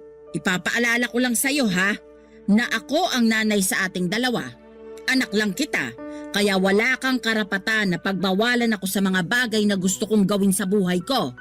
Hindi na ako bata, Lexer. Hindi na nga kayo bata, pero kung umasta kasi kayo, para kayong bata. Tsaka hindi ko naman nakakalimutan na kayo yung nanay sa ating 2 eh. Pero sana, alam nyo rin na masakit sa ulo yung mga gusto nyong gawin sa buhay nyo. Kaya nga wala na akong planong ipaalam sa'yo na meron na naman akong kinakausap. Kasi ayoko nang sumakit ang ulo nyo sa akin ng kapatid mo. Akala nyo tama yun. Akala nyo maganda yun, ma. Na hindi nyo ipapaalam sa amin na may bago na kayong lalaking kinakausap. Paano kung may mangyaring masama sa inyo? Ano bang mangyayaring masama sa akin? Hirap sa'yo, masyado kang advance mag-isip. Ang hirap sa inyo, masyadong sarado yung pag-iisip nyo eh. Anong sinabi mo? Sobra ka na ha? Hindi kita pinalaki at pinag-aral para bastos-bastusin lang ako. Matuto kang rumispeto sa nanay mo. Ma, nire-respeto ko kayo mula pagkabata hanggang ngayon. Pero sana matuto rin kayo na respetuhin yung sarili nyo. Di pa po ba kayo napapagod sa kakahanap ng makakarelasyon ninyo? Sa huli sasaktan din naman kayo, iiwan lang kayo. Kasi kung hindi kayo napapagod, pues ako ma napapagod ako na makitang nasasaktan ka. Napapagod ako na nakikitang umiiyak ka. Maawa naman po kayo sa sarili nyo. O eto, napansin nyo ba yung kapatid ko hindi na kayo masyadong kinakausap? Gusto nyo malaman kung bakit? Kasi naiinis siya sa inyo. Napaka-desperado nyo raw na makahanap ng lalaki makakarelasyon. Ang dating kasi sa amin ma, hindi kayo makontento na tayong 3 lang. Gusto nyo pa talaga humanap ng ibang makakasama sa buhay. Masama ba yun? Hindi naman, di ba? Saka sinabi ko na sa'yo noon na kapag nagkaasawa na kayo ng kapatid mo, bobo ko din kayo ng bahay. Tapos maiiwan akong mag-isa rito. Hindi mangyayari yun kasi hindi kita iiwang mag-isa. Anong ibig mong sabihin? Kahit na mag-asawa ako, isasama pa rin kita sa bahay namin. O kaya dito kami titira ng magiging asawa ko. Kasama nyo. Naku, pwede patigilan mo ako sa kagaganyan mo. Ayokong makisama sa inyo ng mapapangasawa mo. Dahil baka magkaroon lang kami ng problema pag tumagal. Ang gusto ko lang naman ay makahanap ng matinong lalaki na makakasama ko sa buhay. Ni sa hinagap ay hindi ko akalain na aabot kami sa mainit na pagtatalo ng nanay ko. Hindi na kasi ako nakapagpigil na mapagsalitaan siya ng hindi maganda lalo na at nalaman ko na mayroon na naman siyang kinakausap na ibang lalaki. Siyempre, hindi niya yon nagustuhan kaya nakapagsalita rin siya nang masasakit sa akin na naging dahilan para lalo akong magalit sa kanya. Sa totoo lang ay naisip ko nga na umalis na muna sa bahay namin kasi ayoko siyang makita at makasama. Para sa akin napakatigas ng ulo ng mama ko. Naturingang mas matanda sa amin ang kapatid ko pero parang walang natutuhan mula sa mga karanasan niya sa buhay. Hirap na hirap siyang intindihin na concern lamang ako sa kapakanan niya dahil baka masaktan na naman siya. Hindi nagtagal ay naging sinanong kausap niyang lalaki at makaraan lang ang isang buwan ay iniwan ulit siya ng karelasyon niya sa kadahilan ng hindi ko na matandaan. Basta, nakita ko na lamang na umiiyak siya at agad na nagsumbong sa akin. Punong-puno na ako sa katigasan ng ulo ng nanay ko at mas lalo ko lang ginustong umalis sa bahay namin para hayaan na lamang siya sa mga bagay na gusto niyang gawin. Total ay matigas naman ang ulo niya kaya bahala na siya sa buhay niya. Pero hindi yun nangyari kasi makaraan lamang ang 2 linggo ay nagkasakit si mama. Akala namin ang kapatid ko ay simpleng sakit ng tiyan lamang yon na lumala kaya sinugod na namin ang mama sa ospital. Maraming laboratory test na pinagawa sa kanya at matapos noon ay nadiskubre nilang may cancer siya sa small intestine. Sobrang nabigla kami ng kapatid ko nang malaman yon at agad na gumuho ang aming mundo. Hindi nga nagtagal ay nagsimula ang gamutan ni mama at kasabay noon ang mabilis na panghihina ng kanyang katawan at pagbagsak ng kanyang resistensya papadudot.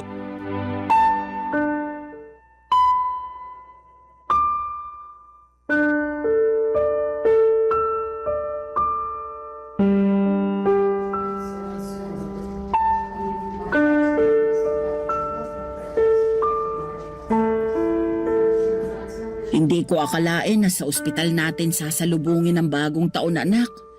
Akala ko pa naman doon ulit sa bahay natin.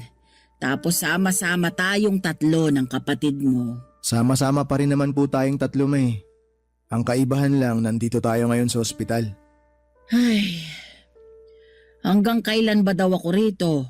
Gustong-gusto ko na kasing umuwi sa bahay natin. Ma, kung ako lang ang tatanungin, gustong-gusto ko na rin po kayong iuwi. Pero sabi po kasi ng doktor, kailangan niyo po muna magpahinga dito. Hindi pa kayo pwedeng lumabas ng ospital. Grabe naman yun. Wala naman akong plano na tumira rito sa ospital habang buhay. Mas makakabuti naman po na nandito kayo para nababantayan kayo ng doktor. Masyado po kasing mabilis yung pagkalat ng kanser eh. Kaya parang alanganin kung iuuwi ko kayo sa bahay. Sobra naman yung Diyos. Kasi binigyan niya pa talaga ako ng ganitong klaseng sakit. Ang bata-bata ko pa para mamatay. Hindi pa po kayo mamamatay, ma. Kaya nga po nagpapagamot tayo eh. Tsaka alam namin ang kapatid ko na may himala. Pag-agalingin po kayo ng Diyos. Basta wag lang po kayong tumigil na manalangin sa Kanya. Naniniwala po ako na kahit mukhang imposible totoo na merong himala. Pag-agalingin ka ng Diyos, ma. Ewan ko, pero nararamdaman ko na baka hindi na rin ako magtatagal. Ma naman, huwag naman kayo ganyan magsalita. Nagpapakatotoo lang ako. Saka nararamdaman ko sa katawan ko na baka hindi ko na rin kayanin. Ma naman eh. Sorry anak, kasi baka hanggang dito na lang ako. Sorry kasi baka maiwan ko na kayo ng kapatid mo. Alam mo ba, ang sakit-sakit na ng katawan ko. Kahit nga igalaw ko lang ang mga daliri ko, ang sakit-sakit na. Ayoko na rin kumain, wala na akong gana. Nararamdaman ko na talaga na anumang sandali, mawawala na ako. Huwag po kayo magsalita ng ganyan. Hindi pa po kami handa na mawala kayo. Ako rin naman hindi pa handa eh. Siyempre gusto ko pa kayong makita na ikasal, bumuo ng sarili ninyong pamilya at magkaapo pa sa inyo. Kaya lang wala na eh. Wala na tayong magagawa. Baka oras ko na rin talaga. Naisip ko, ayos na yun. Kasi napagtapos ko na kayo ng pag-aaral ng kapatid mo at may kanya-kanya na kayong trabaho. At least, kung aalis man ako, alam ko na maiiwan ko kayo na nasa mabuti na katayuan sa buhay. Hindi na ako mag-aalala na baka magutom kayo o kung ano pa man. Pero kailangan pa po namin kayo, kaya sana lumaban pa kayo, Ma. Lumalaban naman ako sa abot ng makakaya ko. Pero gusto ko lang ding magpaalam sa iyo ng maaga. Sakaling isang araw, hindi na lang ako magising. Anak, huwag mong pababayaan yung kapatid mo ha. Dalawa lang kayo, kaya dapat kayo ang magkakampi sa buhay. Alam ko na independent naman kayo pareho. Pero huwag niyo pa rin kalimutan na kumustahin ang isa't isa, lalo na kapag nawala na ako. Huwag mo rin pabayaan ang sarili mo, Lexer. Maghinay-hinay ka sa pagkakape kasi sumasakit na yung tiyan mo. Alagaan mo ang sarili mo. Huwag kang magpakalunod sa trabaho. At subukan mo rin kumilala ng babae na pwede mong makarelasyon. Masarap magkaroon ng asawa at mga anak. Tignan mo ko. Meron akong mga anak na mabait at maalalahanin.